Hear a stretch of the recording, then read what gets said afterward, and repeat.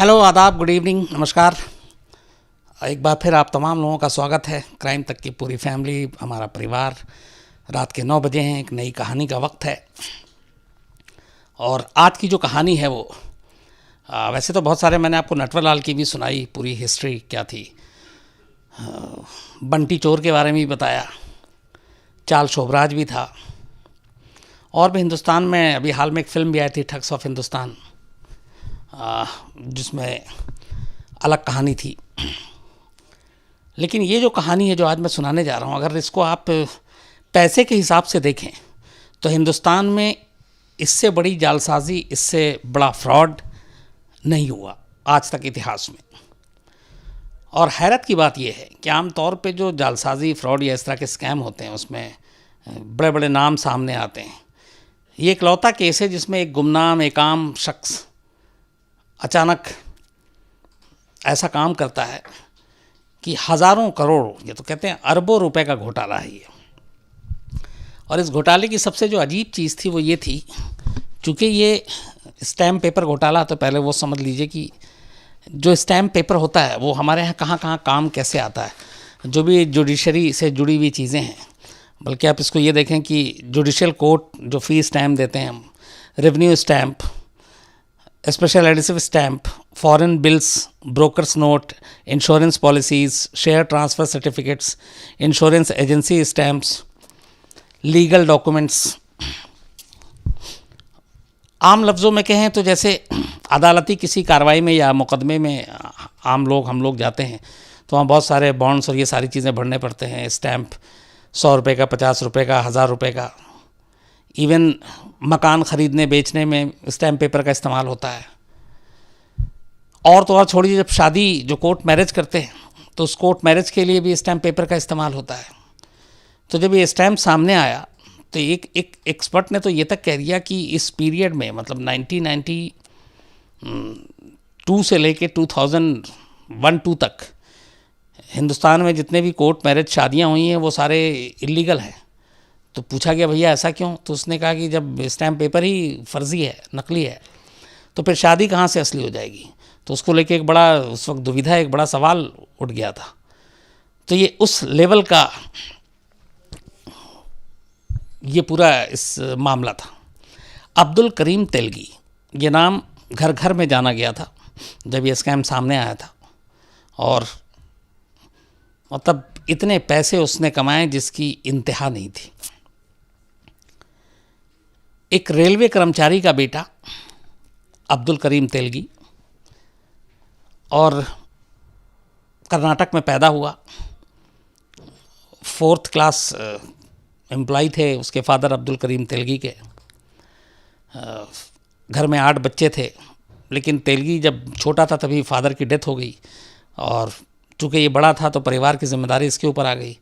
तो इसने अलग अलग रेलवे स्टेशन पे, चूँकि फादर रेलवे से जुड़े हुए थे तो रेलवे के बारे में जानकारी थी, तो इसने नासिक रेलवे स्टेशन और कहाँ कहाँ ठेले पे फ्रूट्स बेचे, सब्जियां बेची, और इस तरीके से ये इसने अपनी वो शुरू की आमदनी, और घर को पालने लगा। और इस तरीके से ये शुरुआत इसकी ठीक ठाक थी। धीरे धीरे जब ये बड़ा हुआ तो फिर इसे लगा कि इस काम से ज़्यादा पैसे तो हैं नहीं, क्या करें। तो उस वक्त, उस दौर में 90s में एक बड़ा ट्रेंड चलता था कि हमारे ख़ास तौर पे साउथ इंडिया के लोग, केरल और बाकी जगह से, इधर नॉर्थ इंडिया से भी लोग नौकरी के लिए गल्फ़ जाते थे, छोटी मोटी नौकरियां करने के लिए। उन्हें लगता था कि यहाँ अगर 5-10 हज़ार मिलेगा तो वहाँ कम से कम 20-25 हज़ार रुपये मिल जाएगा। तो ऐसे बहुत सारे जो लोग थे वो गल्फ़ की तरफ जाते थे, सऊदी अरब, दुबई, शारजा, अबू धाबी। तो तेलगी को भी किसी ने मशवरा दिया और वो भी गल्फ़ निकल गया, और उसने वहाँ 7 साल छोटी मोटी नौकरी की। और 7 साल काम करने के बाद ये मुंबई आ जाता है 90 के करीब। और 90 में आने के बाद फिर ये अब करता है कि क्या किया जाए, छोटा मोटा कुछ काम। तो कुछ लोगों की सोहबत में आता है जिनसे पता चलता है कि कुछ जालसाजी करनी है, फर्जीवाड़ा। तो नकली पासपोर्ट छापने का काम शुरू कर देता है। इवन कुछ लोगों को बेवकूफ़ बना के इसने नकली वीज़ा तक जो है वो भेज दिया। तो मुंबई में रह के नकली पासपोर्ट का काम कर रहा था, और उसी दौरान में फिर ये पकड़ा गया तो जेल गया। जब ये जेल जाता है तो ये वहाँ इसकी ज़िंदगी बदल जाती है। जेल में एक कैदी से इसकी मुलाकात होती है और वो जो कैदी था वो इस धंधे का माहिर था। और इत्तेफाक से उस दौर में जब ये जेल में था उससे जस्ट पहले आपको याद होगा एक शेयर घोटाला सामने आया था हिंदुस्तान में, जिसका कल्प्रिट था, जिसका गुनहगार था हर्षद मेहता, और उसमें भी बहुत पैसे इन्वॉल्व थे उस फर्जीवाड़े में। तो हर्षद मेहता का ये खुलासा सामने आया था। तो जब तेलगी जेल में था तब उस कैदी ने बताया कि हर्षद मेहता ने ऐसा ऐसा किया और आजकल बड़ा क्राइसिस है और स्टैम्प पेपर और इन सारी चीज़ों की बड़ी किल्लत है, तो अगर हम इस धंधे में आते हैं तो बहुत पैसे कमाएंगे। यहाँ से आइडिया मिलता है अब्दुल करीम तेलगी को कि क्या करना है। और वो चूँकि पासपोर्ट फर्जीवाड़े के मामले में जेल में था, ज़्यादा सज़ा होनी नहीं थी, वो बाहर आ गया। बाहर आने के बाद वो काम पर लग गया। 10 साल बीत जाता है। 2000 में एक दिन बेंगलोर पुलिस को एक टिप ऑफ मिलती है और 2019 अगस्त की बात है ये। और बेंगलोर पुलिस को टिप ऑफ मिलती है कि यहाँ पे कुछ फर्जी स्टैम्प पेपर और इन सारी चीज़ों का कुछ धंधा हो रहा, कुछ लोग इसमें शामिल हैं। तो खबर पक्की थी, पुलिस की टीम छापा मारती है, 2 लोगों को अरेस्ट करती है। और वो एक गाड़ी का नंबर था, एक ट्रक था जिसमें ये फर्जी सारे स्टैम्प पेपर जाने थे। ट्रक की तलाशी ली जाती है, उसमें से स्टैम्प पेपर निकलते हैं, लेकिन वो कोई एक्सपर्ट हो, पुलिस वालों को भी इसकी जानकारी नहीं थी कि इसमें क्या फ़र्ज़ी और सही। तो वो सारे स्टैम्प पेपर अलग अलग रेट के देखकर पुलिस वालों को समझ में नहीं आता, तो फिर वो बाकायदा उसकी छानबीन करते हैं। तब पता चलता है कि ये असली नहीं, ये सब नकली है। इसके बाद उन दोनों से पूछताछ होती है। पूछताछ के बाद 10-15 लोगों के नाम आते हैं। फिर धीरे धीरे एक एक करके लोगों को पकड़ा जाता है। पकड़ते पकड़ते धीरे धीरे फिर एक उसी दौरान में एक नाम और आता है अब्दुल करीम तेलगी का। तो जिस तरीके से 2 के बाद 3, 4, 5, 6, 10 गिरफ्तारियां हो रही थी, उसी में नाम बढ़ता जा रहा था और उसमें एक नाम तेलगी का आया। तो बेंगलोर पुलिस को भी लगा कि चलो 20 में से एक वो भी होगा। लेकिन जब ये लोगों की गिरफ्तारी होने लगी तो बाकी लोग भागने लगे। तो उसमें से एक तेलगी भी था। तेलगी के जितने ठिकाने थे पुलिस ने मारा छापे, लेकिन वो मिला नहीं। तभी 2001 में पुलिस को इन्फॉर्मेशन मिलती है कि तेलगी जो है वो राजस्थान में अजमेर शरीफ में दरगाह पे जा रहा ज़ियारत के लिए। तो बेंगलोर पुलिस की टीम वहाँ पे अपना जाल बिछाती है और अजमेर से अब्दुल करीम तेलगी को गिरफ़्तार कर लेती है। गिरफ़्तार करने के बाद उसको मुंबई लाया जाता है, क्योंकि उसके सारे फर्जीवाड़े के मामले भी वहाँ दर्ज थे। और बाकायदा मुंबई में वो एकदम निश्चिंत बेफिक्र, पुलिस जब कोर्ट में लेके पहली बार उसको पहुँचती है, हंसता मुस्कुराता एक मोटा थुलथुला सा इंसान। और फिर कोर्ट उसको पुलिस कस्टडी देती है। पुलिस अभी भी यह है कि मतलब ख़ुद पुलिस को यह है कि ठीक है, एक मामला है, ऐसा कुछ नहीं होगा इसमें, इतना धमाल इतना बड़ा। तो और इस तरह का जो क्राइम था, इकोनॉमिक ऑफेंस विंग टाइप का, ये सारा आर्थिक अपराध, तो पुलिस को लगा कि चलो कुछ होगा, और उनको भी अंदाज़ा नहीं था कि आगे क्या होने वाला है। खैर, इसके बाद पूछताछ शुरू होती है। जैसे जैसे अब पूछताछ होती है, पुलिस वालों के पैरों तले से ज़मीन खिसकती जाती है। धीरे धीरे उन्हें लगता है कि इससे बड़ा तो इस देश में कोई स्कैम हुआ ही नहीं होगा। और इसीलिए जब ये केस बड़ा होता जाता है तो फिर इस मामले की जांच के लिए बाकायदा एक SIT बनाई जाती है, स्पेशल इन्वेस्टिगेटिव टीम। और इनका इस SIT का हेड बनाया जाता है श्री कुमार को, जो कि DG और IG रहे बेंगलोर में। तो उनको इसका चीफ बनाया जाता है और उनको ये जिम्मेदारी दी जाती है कि आप छानबीन करो अब इस मामले की।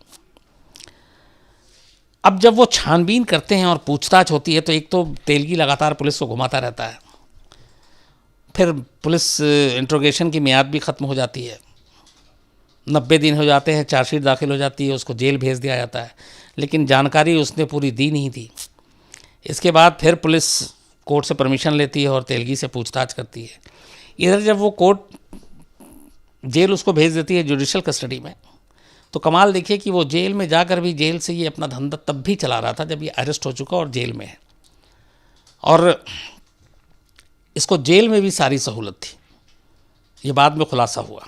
और ये सारा खेल पैसे का था। तो खैर उसके बाद पुलिस ने अदालत से फिर परमिशन ली, उसको वापस लाए, उसके साथ पूछताछ की, और उसके बाद जब पूछताछ हुई और उसके बाद कड़ियाँ मिलती गई तो पता चला कि इस शख्स ने 1992 से लेके 2001-2 तक करीब करीब 20,000 करोड़ रुपीस का घोटाला किया, 20,000 करोड़ रुपए। और कैसे, क्यों, फिर सारी चीज़ें पता चली। तो कहानी ये आई कि जब ये जेल में था जेल से इसको आइडिया मिला, जेल से बाहर आया, फिर इसने अलग अलग इस तरह के पेपर को कैसे क्या करना है इसके बारे में जानकारी इकट्ठी करनी शुरू की। तो पता चला कि नासिक में, जहाँ ये बचपन में नासिक रेलवे स्टेशन पे फल सब्जी की रेहड़ी लगाकर बेच चुका था, उस नासिक से ये अच्छी तरह वाकिफ़ था। उसी नासिक में सरकारी टकसाल है हमारे भारत सरकार का, नेशनल सिक्योरिटी प्रेस, और वहाँ पे सारी चीज़ें छपती हैं। इसने जुगाड़ करके नासिक जो सिक्योरिटी प्रेस है, जो हमारा टकसाल, वहाँ के लोगों से धीरे धीरे करके इसने अपनी जान पहचान दोस्ती बनाई। उसके बाद उनके ज़रिए इसने, चूँकि सरकारी टकसाल में जो हर बार वो होता है, जो मशीनें होती हैं प्रिंट करने की, छापने की, तो जब वो ख़राब हो जाती हैं तो उसको बेच दिया जाता है। बल्कि हालांकि ये कहा गया कि उसकी नीलामी होती है, लेकिन कई बार कबाड़ में भी बेच देते हैं। तो इसको आइडिया मिला उसी प्रेस के कुछ लोगों की मिली भगत से, और इसने उन मशीनों को ख़रीदना शुरू कर दिया नीलामी में, सबसे ऊंची बोली लगाता था। और उन मशीनों को ख़रीदने के बाद ये ले गया। अब उन्हीं मशीनों से इसने जाली स्टैम्प पेपर छापने शुरू कर दिए। जाली स्टैम्प पेपर छापने के लिए जब ये मशीनें लेता था तो साथ में उनके पॉजिटिव, जिससे वो नया प्लेट बना सके, और कुछ हद तक कुछ नेगेटिव भी। और वो सारी चीज़ों को लेकर इसने 100 रुपये से लेकर 1000 रुपये, जितने भी अलग अलग तरह के स्टैम्प पेपर होते हैं, वो छापने शुरू किए। और छापने शुरू करने के बाद करीब 300 से 350 जो MBA स्टूडेंट थे, उन सबको अपने यहाँ नौकरी पर रखा, इतनी बड़ी तादाद में। और उनको सिर्फ काम ये था कि तुम जाओ, जो बड़े बड़े कॉरपोरेट घराने हैं, जुडिशरी में जो हैं, जो शेयर मार्केट में हैं, इन सब लोगों के पास तुम डील करो और उनको हम लोग ये सप्लाई करेंगे और कमीशन मिलेगा। करीब करीब हिंदुस्तान के 70 शहरों में इसने अपना नेटवर्क फैलाया। इन 300-350 MBA स्टूडेंट को अपने यहाँ नौकरी पर रखकर उनका काम यही था। तो ये उस नासिक के नेशनल सिक्योरिटी प्रेस से ली हुई मशीनों से छपाई करता और उनको पूरे देश में इधर उधर बांटना शुरू कर देता। अब जब ये बांटने लगा तो उसमें हर जगह पे इसका काम होने लगा, चाहे वो शेयर मार्केट हो, चाहे कोर्ट हो, चाहे फिर आपके SDM ऑफिस हो, DM ऑफिस हो, जहाँ जहाँ इन चीज़ों की काम की ज़रूरत पड़ती है, वहाँ वहाँ ये इसने बेचना शुरू किया। पैसों का कोई हिसाब नहीं, क्योंकि ये स्टैम्प पेपर इतनी बड़ी तादाद में छाप रहा था और 10 साल तक। तो एक ये भी जो आइडिया है कि 20,000 करोड़, कुछ लोग कहते हैं कि ये करीब 1 लाख करोड़ है अगर उन 10 सालों की मियाद देखें तो। एक आम गरीब, उसके बाद इसकी माली हालत का अंदाज़ा ये लगाइए कि ये बड़ी मतलब फेमस किस्सा है कि जब इसका धंधा एकदम शबाब पे था, ज़ोरों पर था, 97-8-9 की बात है ये, इसको अय्याशी के बड़े शौक़ थे और ये पार्टी करना, अय्याशी करना, ये इसके शौक़ में शामिल था।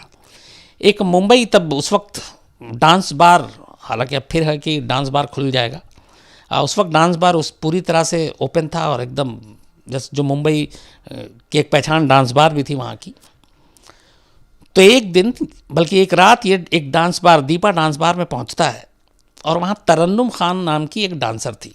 उसकी भी कहानी है कि वो एक गरीब घर से थी और मुंबई में जब दंगे हुए, उसके घर वर जला दिए गए, दुकानें, उसके बाप की डेथ हो गई, वो लोग सड़क पर आ गए। फिर उसने डांस बार में नौकरी की और वो डांस बार में डांस करने लगी। एक बार डांस बार में जब तेलगी गया तो उसकी नज़र तरन्नुम खान पे पड़ी। उसके बाद वो उसका ऐसा दीवाना हो गया कि फिर वो तरन्नुम खान के लिए डांस बार में जाने लगा। और जब कहते हैं कि पहली बार वो उसको देखा था डांस बार में, ये रिकॉर्ड पे है, करीब 93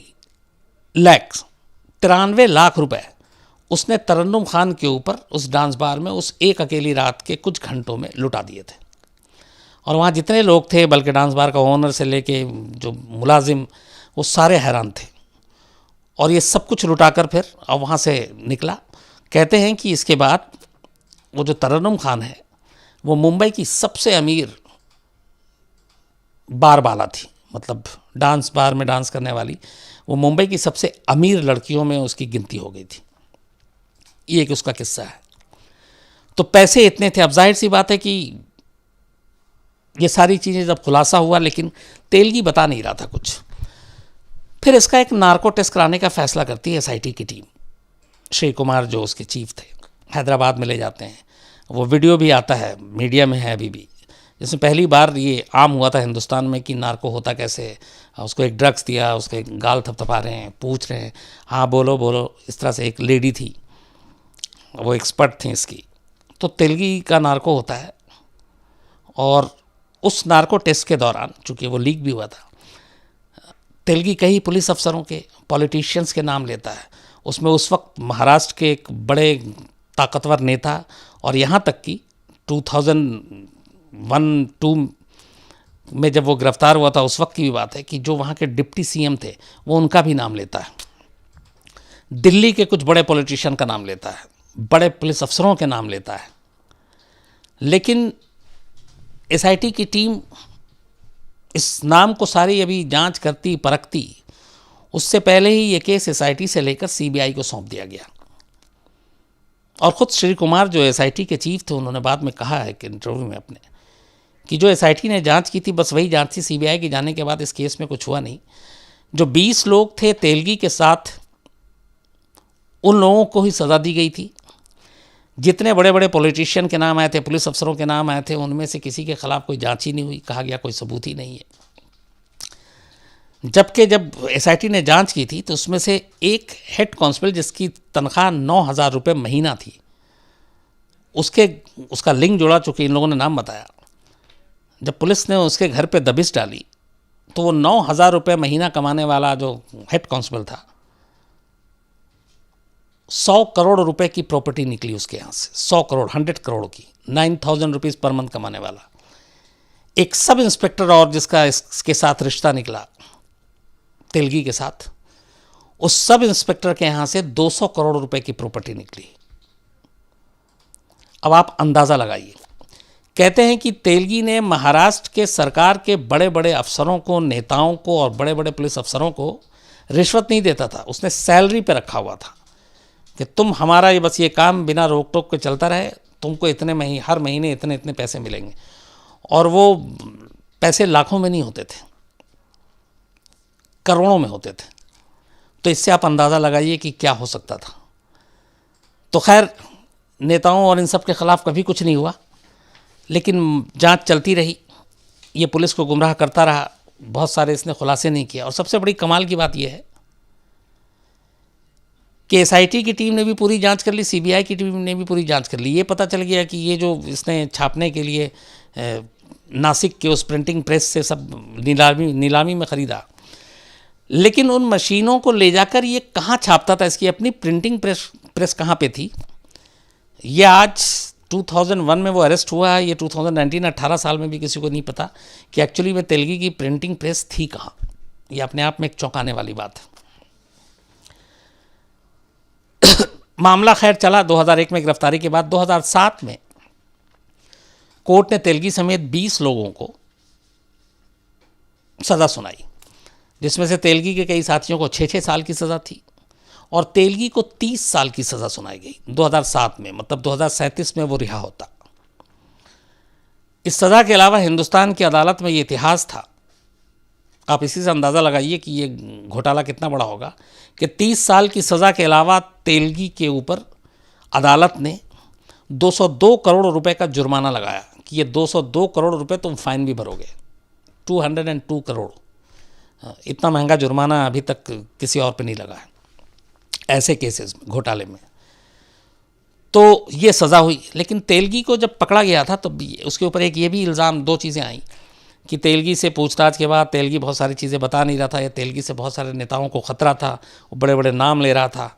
तो कहते हैं कि उसको साजिश के तहत पुलिस कस्टडी में ही एड्स संक्रमित जो वो होता है इंजेक्शन, तो वो इंजेक्शन लगा दी गई थी जिससे उसको एड्स हो गया। ये तेलगी के जो वकील हैं कोर्ट में बाकायदा उन्होंने इल्ज़ाम लगाया था पुलिस पे, एसआईटी की टीम पे, कि उसको रास्ते से हटाने के लिए उसको एड्स का इंजेक्शन लगा दिया गया था।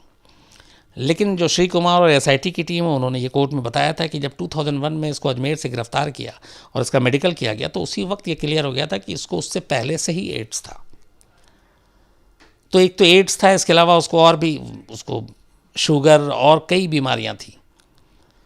तो वो बीमारियों से भी लगातार लड़ता रहा और 2007 में जब उसको सज़ा सुनाई गई तो वो बेंगलोर की जेल में उसको रखा गया था।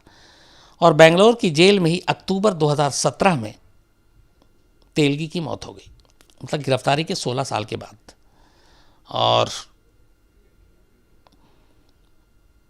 उसकी मौत के बाद उसकी वाइफ ने एक दिन कोर्ट में ये बताया था कि तेलगी ने एक वसीयत की थी कि उसकी जितनी भी प्रॉपर्टी है वो सब अदालत को और सरकारों को सौंप दी जाए, ये उसने वसीयत की थी।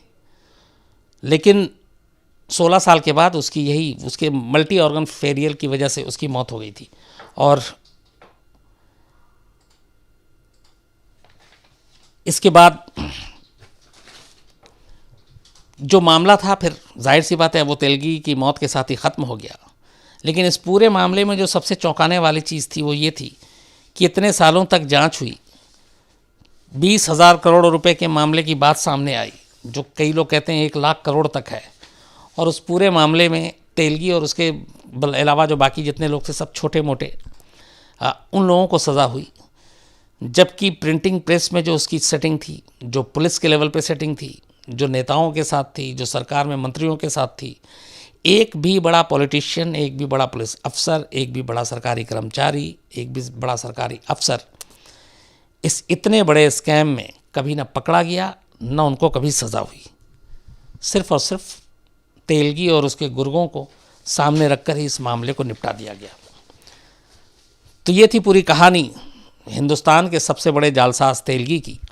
और ये इसमें एक सबसे इंटरेस्टिंग फैक्ट ये भी है कि देखिए वो जिस तरीके से उसने स्टैम्प पेपर बनाए, घर के, शहर के, कोर्ट के, लड़ाई झगड़े के, सरकार को जो फीस देते हैं उसके स्टैम्प पेपर की शक्ल में, शादियों के। तो इस पर बाद में एक बहस हुई थी कि जब सारी चीज़ें आगे कि हिंदुस्तान के 70 शहर और लगभग 25 राज्य में उसका नेटवर्क था, 28 में से, तो उन सारे फैसलों का, उन सारे केसेस का, उन सारी शादियों का, उन सारे मकानों के ख़रीद फरोख्त का क्या किया जाए, कानून में वो कहाँ ठहरता है। अब चूँकि इतने बड़े पैमाने पे था, गलती लापरवाही सरकार की थी, एजेंसियाँ की थी जो नहीं रोक पाई, तो आम लोगों का तो कसूर था नहीं। आम लोग जो वो तो उतना ही पैसा दे रहे थे, तो उन्हें मालूम ही नहीं था कि वो असली ले रहे हैं कि नकली ले रहे हैं। तो इसलिए फिर यह कि नहीं, उसमें कुछ नहीं किया जाए। तो गैर कानूनी वो स्टैम्प पेपर मजबूरी में कानूनी करार दिए गए। ये भी एक अजीब इत्तेफाक है कि सबको पता है कि ये जितने स्टैम्प पेपर थे और इतने 10 साल से छप रहे थे, ये सारे फर्जी हैं, सारे नकली हैं। इसमें से अगर 100 में से 50% भी मान लीजिए तो वो जाहिर सी बात है गलत कागजात, फर्जी पेपर पे हुए हैं। लेकिन आप कैसे उसमें फ़र्क करेंगे? तो इसीलिए यही सही कहा कि माना गया कि चलो हटाओ, जो हुआ सो हुआ। तो जो गैर कानूनी, जो फर्जी स्टैम्प पेपर थे, उन सब को असली ही एक तरह से करार दे दिया गया। सज़ा हुई, लेकिन सज़ा काटने से पहले ही तेलगी की मौत भी हो गई। लेकिन अफसोस की बात यह है कि इतने बड़े घोटाले में एक भी, जो हमेशा की तरह हमारे देश में होता है, जो बड़ी मछलियां हैं वो सब साफ निकल गईं। और कहीं ना कहीं जो एसआईटी टीम की जो जांच थी और जिस तरीके से बाद में सीबीआई को दिया गया, ये उसी वक्त लग गया था कि अब ये एसआईटी से लेकर सीबीआई को जांच दे दी गई है, इसका मतलब अब इस केस में कुछ नहीं होगा और सारे बड़े लोग बच जाएंगे। और सेम वही हुआ। तो ये पूरी कहानी है अब्दुल करीम तेलगी की। इससे जुड़ा हुआ जो भी सवाल हो, आसिम बताओ। सर, परवेज़ आलम है, हाँ, वो बोल रहे हैं कि इसमें एक नेता थे महाराष्ट्र के छगन भुजबल, उनका भी नाम था, इस बात में कितनी सच्चाई है? मैंने कहा कि आपको एक डिप्टी सीएम का नाम था, महाराष्ट्र के बड़े मंत्रियों का नाम थे, लेकिन चूंकि ये तेलगी ने नाम लिया था सारे नेताओं के, लेकिन न सीबीआई ने कुछ किया, ना ये लोग कभी अदालत की चौखट पे पहुँचे, ना पुलिस में इनके नाम पे कोई एफआईआर है। लेकिन ये सब जानते हैं कि कौन कौन लोग थे इसमें, किन किन लोगों का तेलगी को संरक्षण हासिल था, लेकिन रिकॉर्ड पे नहीं है। सर, एक दिलजीत हैं, वो बोल रहे हैं कि जो पैसे थे काफ़ी हद तक ये था कि रिकवर नहीं हो पाए थे, कि इस बात में भी सच्चाई है कि आधे से ज़्यादा पैसा रिकवर आज तक नहीं हो पाया? पैसे का क्या हुआ, ये मैं एक अच्छी सी कहानी आपको बता देता हूँ कि कर्नाटक में एक डीजी जेल हुआ करती थी, एक महिला। तो जब उन्होंने चार्ज संभाला और ये बेंगलोर के जेल में बंद था तेलगी, तो उन्होंने बाकायदा अपनी एक रिपोर्ट दी और शिकायत की सरकार से कि ये गिरफ्तारी के बाद, मतलब ये 2012-13 की बात मैं बता रहा हूँ, अभी 2-3 साल पुरानी बात, बल्कि 14-15 की है, कि तेलगी का जेल में भी वो असर, वो रसूख ख़त्म नहीं हुआ था। उन्होंने ये कहा था कि बाकायदा उसने 4-4 लोग वहाँ मालिश कराने के लिए रखे हुए हैं, जो मनाता है वो खाता है, जो जैसे रहना चाहता है वैसे रहता है, उसको जेल के अंदर सारी फैसिलिटी थी। उसकी वजह यही है कि तेलगी के पास बेशुमार दौलत, और इतनी दौलत कि उसे खुद पता नहीं कि कितनी दौलत। तो उसके ज़्यादातर पैसे जो है वो रिकवर नहीं हुए, और कहाँ कहाँ उसने छुपाए थे। क्योंकि कुछ तो ये भी आता था कि उसे ये भी पता नहीं है कि पैसे कितने, उसे बोरियां याद थी, तो इस हद तक था कि बोरियों में पैसे थे। तो उन पैसों का इस्तेमाल उसने अपनी गिरफ्तारी के बाद भी काफ़ी अच्छे से किया, अपनी ऐशो आराम की ज़िंदगी जीने के लिए। और इसी के ऊपर बाकायदा वो जो आईजी जेल थी, उन्होंने कंप्लेंट की थी तेलगी को लेकर कि जेल के अंदर उसको इस तरह की सुविधाएं दी जा रही हैं, और वो तेलगी के बाकी के पैसे कहाँ, ये भी एक राज है, क्योंकि मामला हज़ारों करोड़ का था, अब बरामदगी उतनी हुई नहीं। सर, एक रजत जी हैं, वो बोल रहे हैं नार्को टेस्ट में तेलगी ने क्या क्या चीज़ें कबूली थी, और किसी के नेता के नाम लिए थे उसमें भी।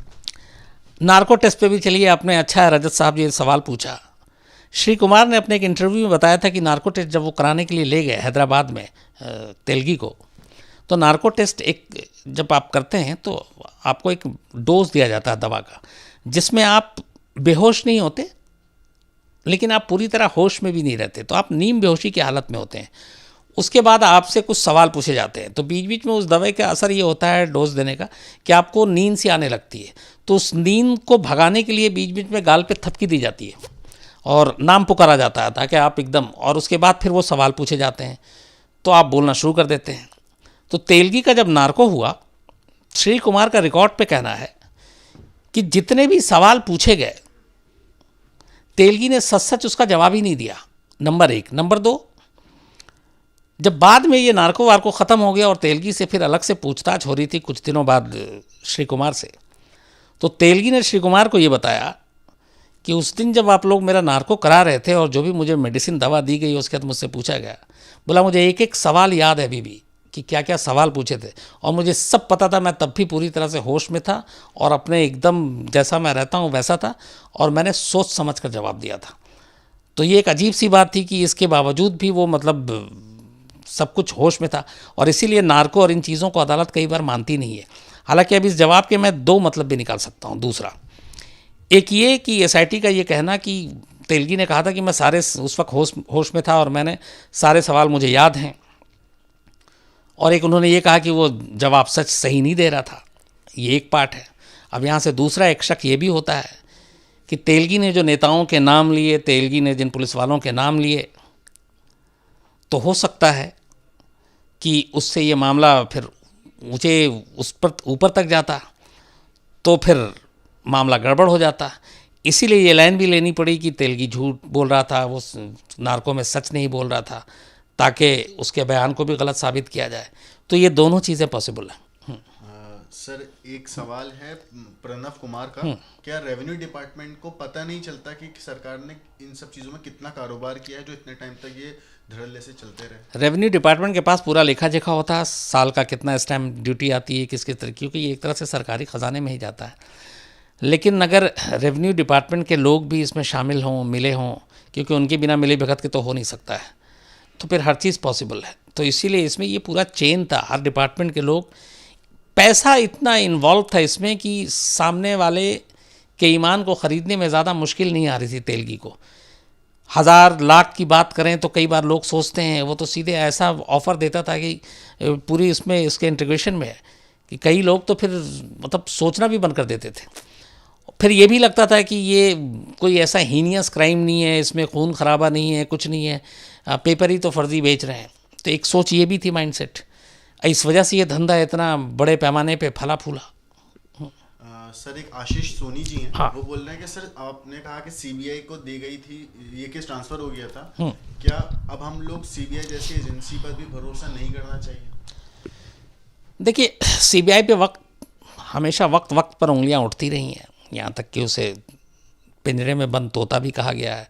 अभी पिछले महीने का तो हम लोगों के सामने ही है कि जितनी सीबीआई की, मुझे लगता है कि जितनी ज़्यादा छीछा लेदर अभी जो हाल में हुई है आलोक वर्मा और राकेश अस्थाना की आपसी लड़ाई को लेकर, कि सीबीआई का डायरेक्टर कह रहा है कि उसका जो नंबर 2 है वो रिश्वत लिया है, जो नंबर 2 है वो सीबीआई डायरेक्टर आलोक वर्मा को कह रहा है कि इन्होंने रिश्वत ली है। तो जब इस तरह की लड़ाई सड़क पे आ जाए और आम लोगों के बीच में, तो सीबीआई की इमेज, छवि तो ख़राब होगी। लेकिन सीबीआई के साथ एक दिक्कत ये भी कि सीबीआई का हमेशा जो है, जो भी हमारी सरकारें रही हैं सेंटर में, उन्होंने अपने अपने तरीके से यूज़ किया है और इसीलिए सीबीआई की इमेज जो है वो बहुत ख़राब हुई।